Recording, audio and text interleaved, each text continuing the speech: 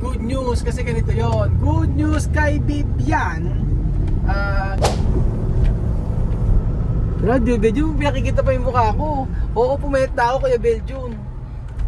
Malaki din dyan para. Ay, lumit na Hindi lang konti. Ayun na. Yung mukha mo lang kailangan palitin, no? Para masyado, para... Oo, sige, kwento ka naman. Kwento ka pa. Kwento ka pa Wala na nga, ang Kwento ka mga... pa kasi sira ko, Kuya Belgium. Hindi ba po nangyayang tao? Tulad ng iba dyan. Okay na. Ano, So, nako, at mag-ano tayo ngayon. Pumunta kami ngayon sa City Hardware at naghahanap kami ng tiles kasi nga itong kliyente natin ang gustong tiles meron sila na picture. So kailangan kong hanapin yon. Kaya magandang umaga po sa inyong lahat mga amigo at patuloy po tayong mag-pray sa pagpunta ng Matinga family dito. At syempre sa pagpunta nila dito ay kailangan na pupukan ng trabaho, Kuya Beljun. Hindi po pwedeng iaasa sa vlog. Bakit ba nagsabi na parang kuwalang Frank lang daw? Pagpunta ng Matinga dito, parang hindi man daw totoo. Sure ba daw yun? Frank? Oo. Totoo ba daw yun? Saan mo Napupunta nabasa sila. naman yun? Napunta. Kasi nabalata ko sa alam mo naman sa mga chismis na narinig ko. Hindi mo masyadong Narinig ko. Alam mo, Kung pinaprank mo lang daw, sabi. Paprank? Totoo ba yun? Mamaya natin ipag-usapan yan. O ayan, hindi po sabi ko nga, kailangan natin magbanat ng buto, kailangan natin magtrabaho, hindi natin pwedeng iasa sa pagbablog lang, ating ginagawa.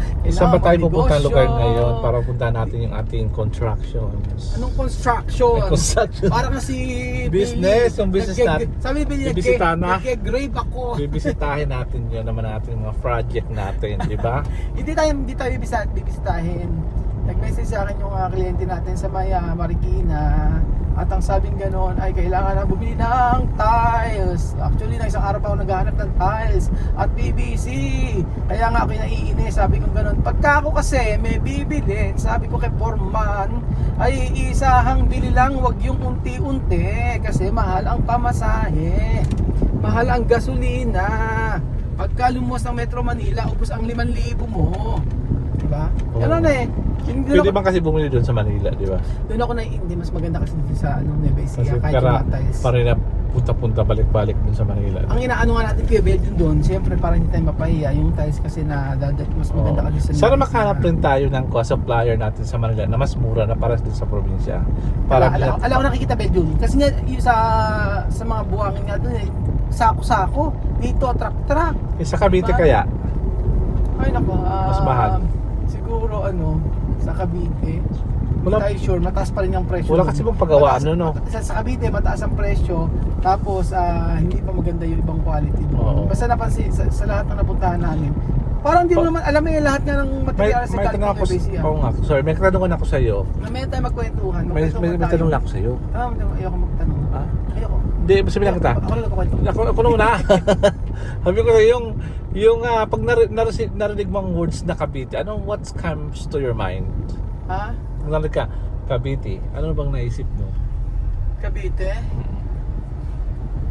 Marami tayong Wala friends naman kasi sa Cavite, di ba? Wala naman pasyalan. Marami tayong mga friends na taga Cavite, di ba? Huwag ka naririnig yung salitang Cavite. Ano yung Ano ba nakuha sa isip mo? project? Di ba na nagkaroon tayo ng project doon kay Jane? O Ang first project natin. Ay, second project ba yon? Hindi, madami na, bago sadla. Kasi yung project natin doon, no comment na lang, pero natapos na namin yung na maganda. Pero grabe yung no comment about sa project na yun, pero natapos namin ng maganda talaga yun. At ewan ko. Anyway, ano ba yung good news? Kung tayo topic na tayo diyan. Ngayon dapat tayo light. Dapat ako natin light topic lang dapat tayo, hindi yung masyadong serious. Serious? Seryoso? Seriously speaking. Pag sabi ko, Ano ba yung good news? May sinabi ka na good news. Good news daw ba sa... Ano ba yun? Paliwanag mo nga yun. Please enlighten us about the good news na sinasabi mo kay Bibian. Bibian ba?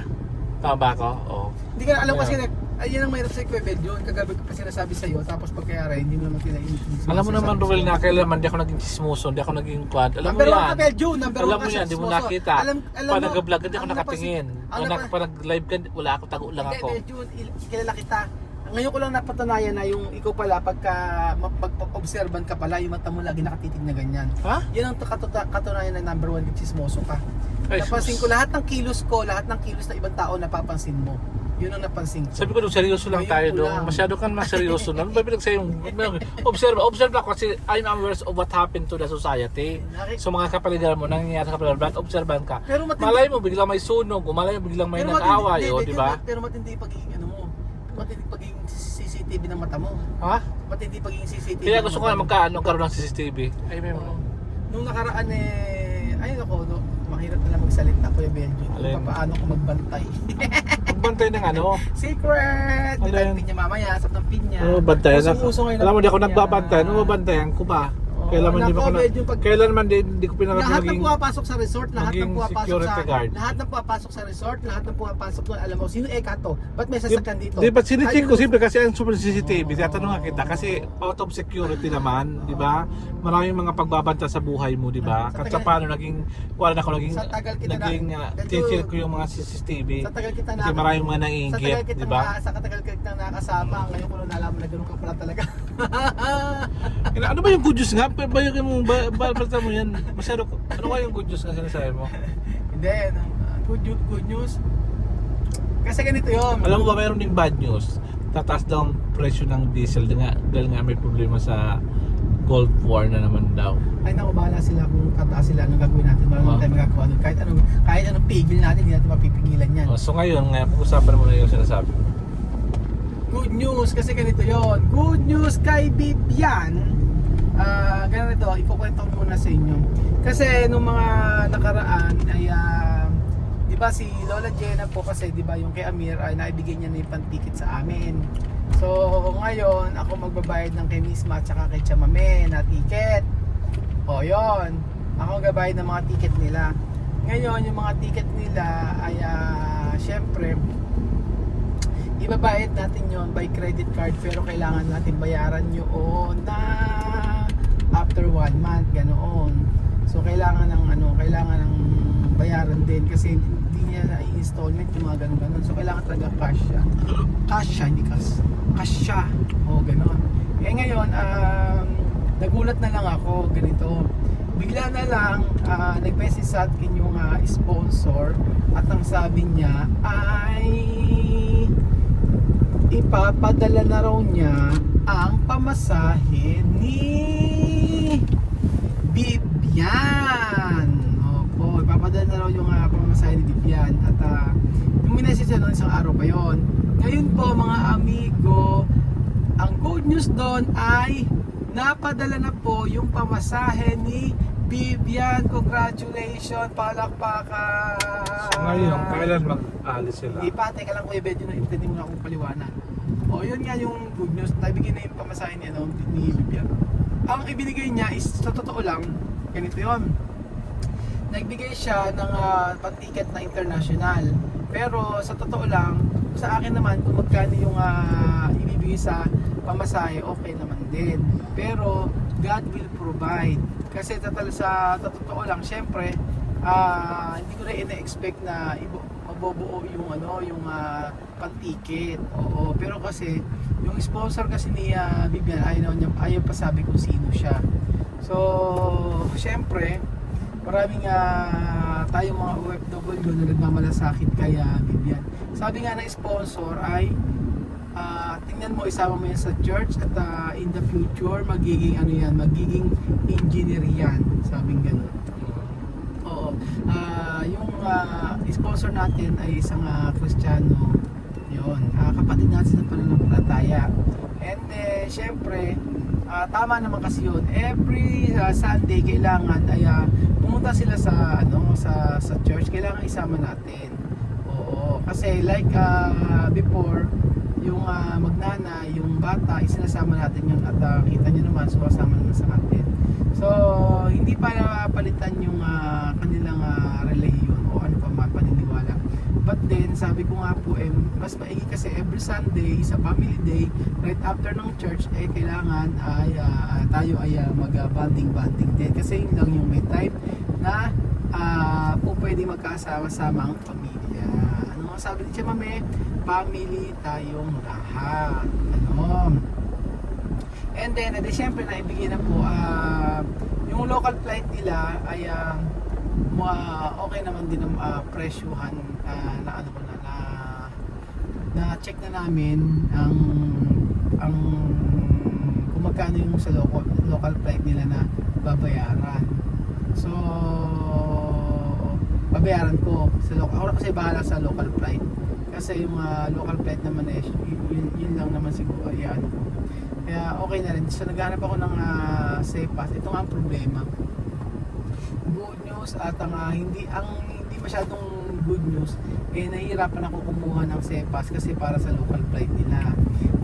Nausap ko na si Mary Ann, yung taga Equatorial Guinea. Sabi ko kailangan ko ng like mga 50,000 pesos para sa local flight. Sabi ko ganoon.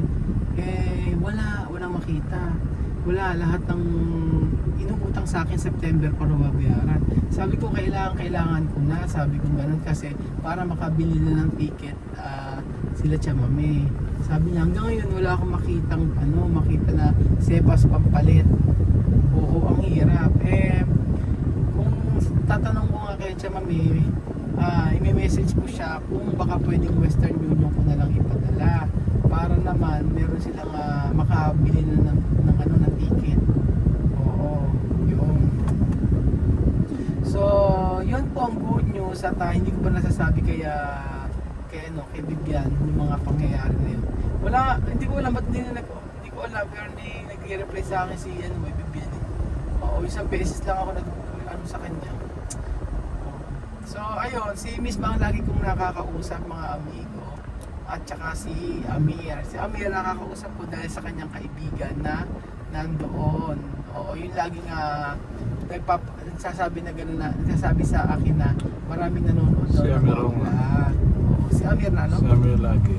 O, si Amir ang laging nagme-message saka si Mirma. Si Misma. Syempre, yung mga bata na hindi naman makaka-message sa akin kasi wala namang internet. Yun ang nangyayari. So, yun po mga amigo, hopefully ay maayos ko po yung ticket nila pa local flight at yung international flight madali naman po yun. Sige, Belgium lang. Kaya Kuya Belgium, please lang kapag ka nag-book ka ng ticket nila ay tingnan mo mabuti. Baka maulit na naman yung dati na grabe yung na-refund ba yun?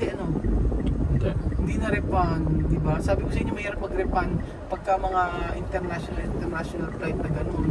Isipin nyo. Depende siguro. Iba kasi binuksan natin yun. Pero Pag nakilala mo pa. kahit na, di ba sayang, ang Tapos laki. may pinipindot kasi kung... Magkano yun? 70,000? 50. Kasi... 50,000?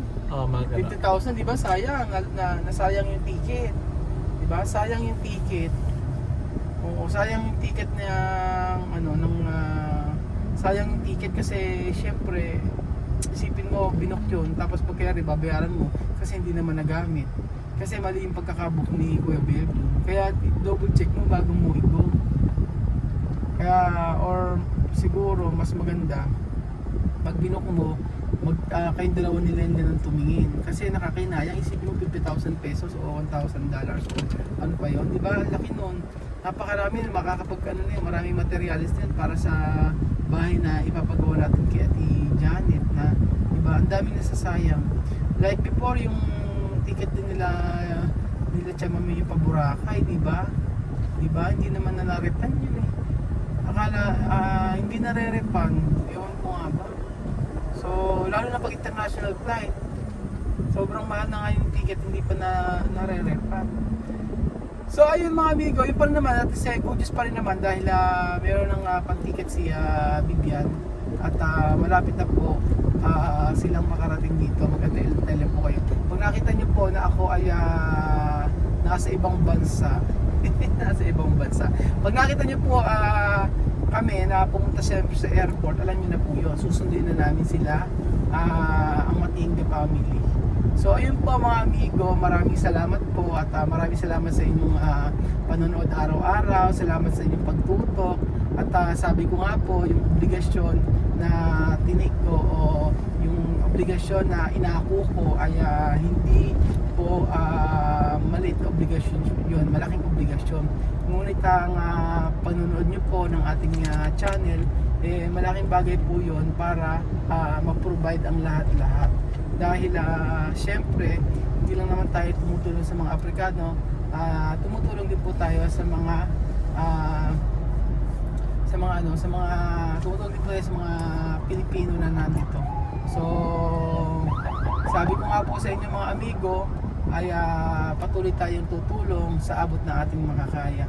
Kaya po, salamat at I hope na share nyo naman po ang ating mga videos at subscribe nyo na rin po. God bless po mga amigo at mapagpalang umaga po sa ating lahat.